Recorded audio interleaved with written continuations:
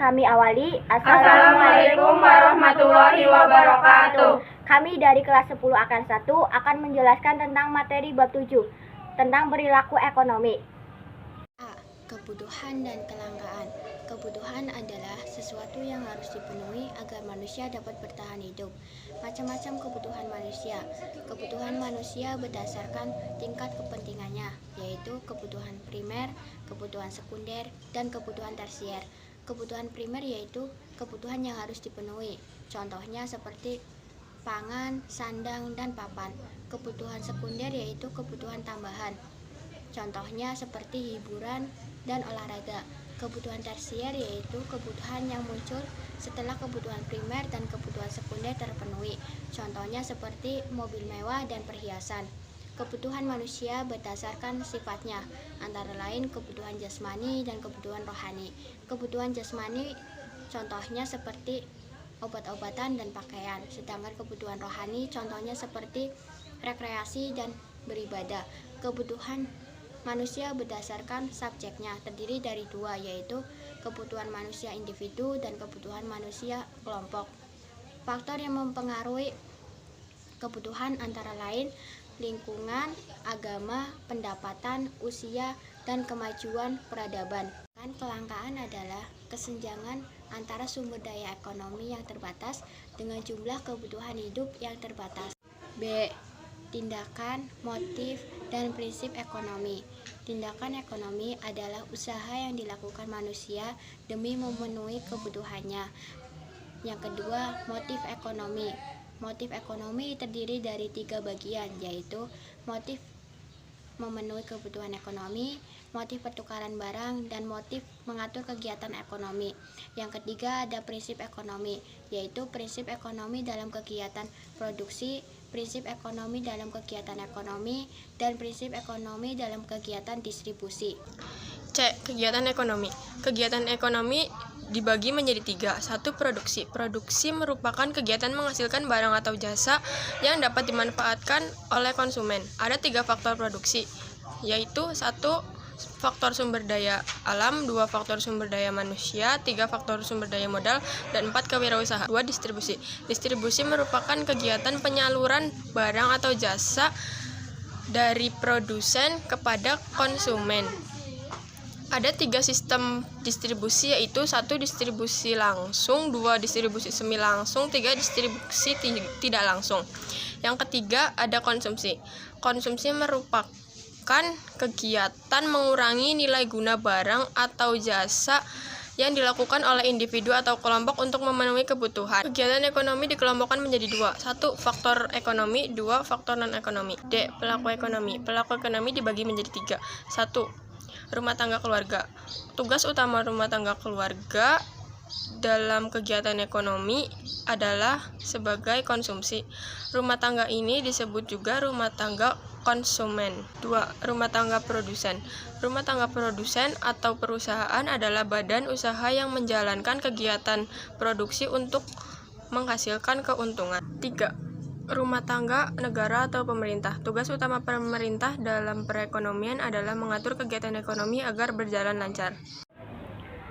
E. Permintaan, penawaran, harga, dan pasar. 1. Permintaan. Permintaan adalah sejumlah barang atau jasa yang diminta masyarakat pada tingkat harga dan jangka waktu tertentu. Hukum permintaan berbunyi, jika suatu barang naik, maka sejumlah barang atas yang diminta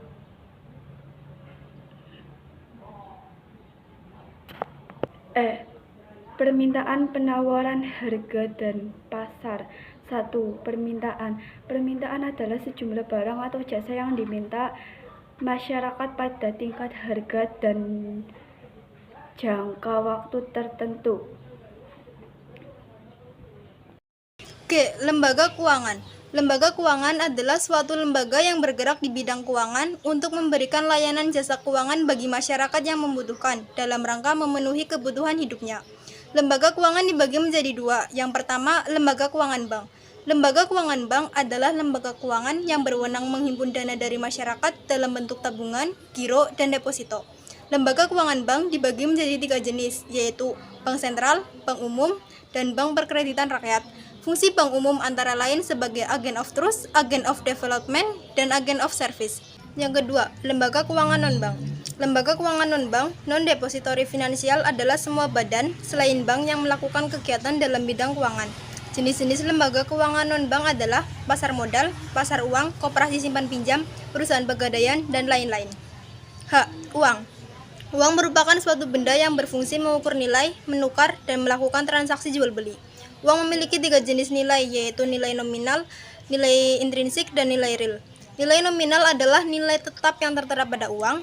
Nilai intrinsik adalah nilai sebenarnya yang terkandung dalam benda yang digunakan dalam perbuatan uang tersebut. Nilai real adalah nilai uang yang diukur melalui jumlah barang atau jasa yang dapat diperoleh uang tersebut. Syarat uang yaitu dapat diterima secara umum, nilainya stabil, mudah disimpan, mudah dibawa, tahan lama atau tidak mudah rusak, mudah dibagi, tidak mudah dipalsukan, dan dikeluarkan oleh lembaga yang sah. Fungsi uang. Yang pertama yaitu fungsi asli, yaitu sebagai alat tukar, sebagai satuan hitung, dan sebagai alat menyimpan nilai. Fungsi turunan, sebagai alat pembayaran, sebagai alat pembayaran utang, sebagai alat penimbun kekayaan, sebagai alat pemindah kekayaan, dan sebagai alat meningkatkan status sosial. Uang elektronik. Nilai uang elektronik adalah nilai uang yang disimpan secara elektronik pada suatu media yang dapat dipindahkan untuk kepentingan transaksi pembayaran atau transaksi dana. Salah satu manfaat menggunakan uang elektronik yaitu memberikan kemudahan dan kecepatan dalam melakukan pembayaran tanpa perlu membawa uang tunai. I. Pengelolaan keuangan. Pengelolaan keuangan meliputi kegiatan perencanaan, pemeriksaan, penggunaan, pengendalian, penyimpanan, serta pengevaluasian. Pengelolaan keuangan dibagi menjadi 3 jenis, antara lain yaitu 1. Pengelolaan keuangan keluarga. Pada dasarnya pengelolaan keuangan rumah tangga bertujuan mencapai kesepakatan kesejahteraan sosial. Cara-cara mengelola keuangan rumah tangga secara efektif. A. Memahami perbedaan kebutuhan dan keinginan. B. Mencatat seluruh pendapatan dan membuat daftar pengeluaran prioritas bulanan. C. Mengalokasi dana untuk tabungan. 2. Pengelolaan keuangan perusahaan.